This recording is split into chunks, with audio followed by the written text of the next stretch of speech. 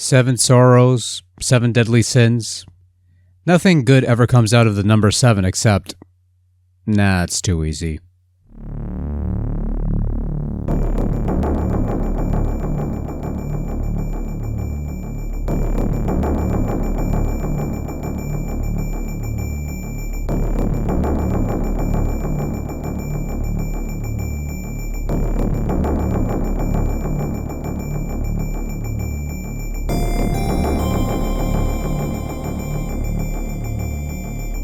Gauntlet, 7 Sorrows.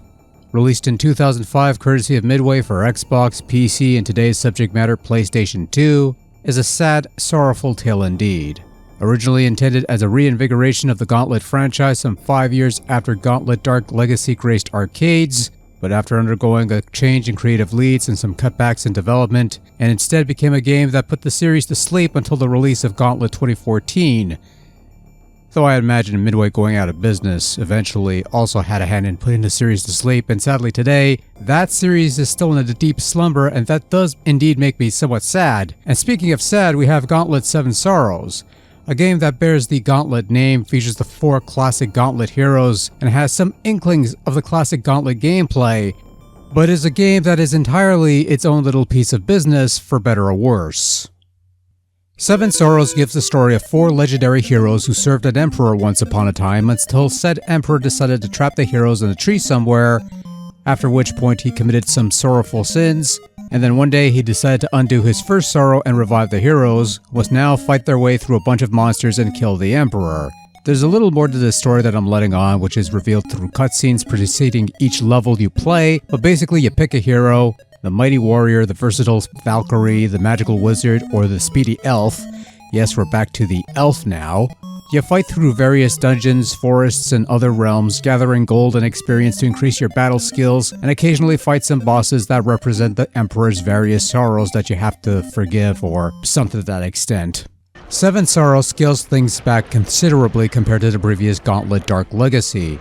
There are no hub worlds, there's a linear progression with 16 levels of play. The number of pickups out in the open have been stripped down to food, gold, keys, and the occasional weapon or armor upgrade, and there's more emphasis on melee combat than pew pew pew.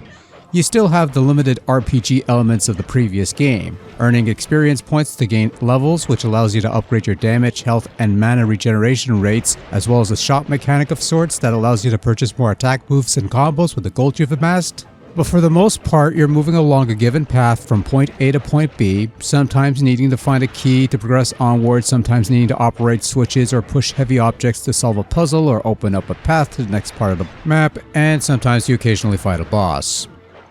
The combat has been simplified considerably. You still have projectile shots that you shoot, and these serve a purpose in knocking out long-range attackers from a distance, but the focus is almost entirely on melee hack-and-slash combat.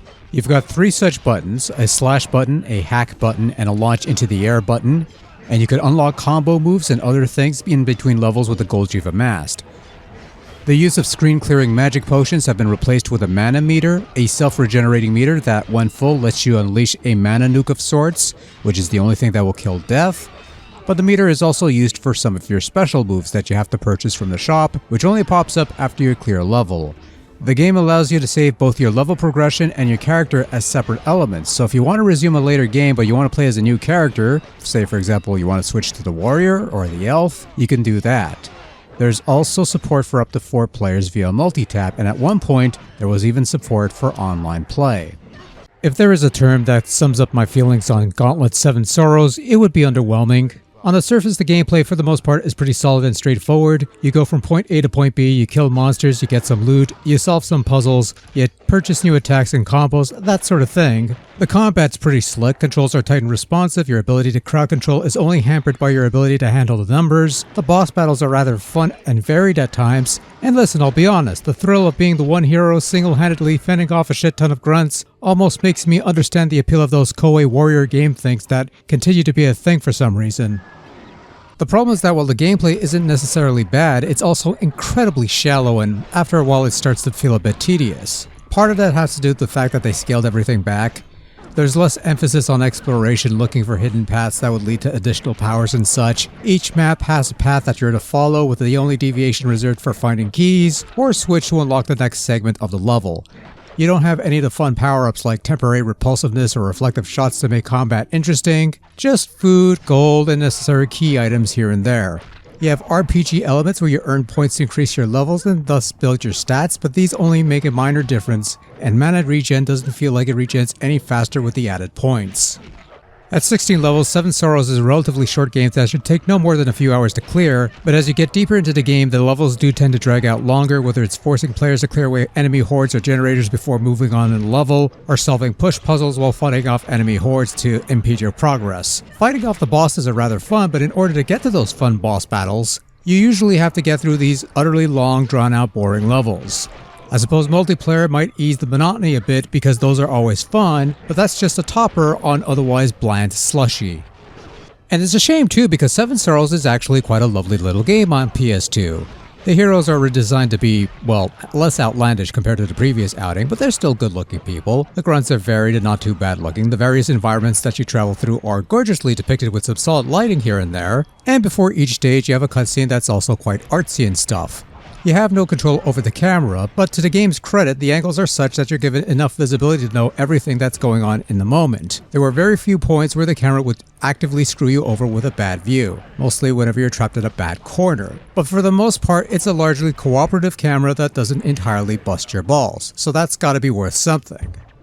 Seven Sorrows also has superb background music, which mostly dives into large orchestral pieces befitting medieval epics and grand adventure. It's dramatic, sweeping stuff that nowadays feels somewhat common in the video game circles and thus isn't anything special. There's nothing here that sticks to mind afterwards, but what's there is enough to at least keep you going a little while longer. And you still have the disembodied narrator guy who lets you know when you need food badly, and he sounds out of place here. Almost as if he was added to remind people that this is a reimagining of... And once again, Gauntlet 7 Sorrows on PS2 left me underwhelmed.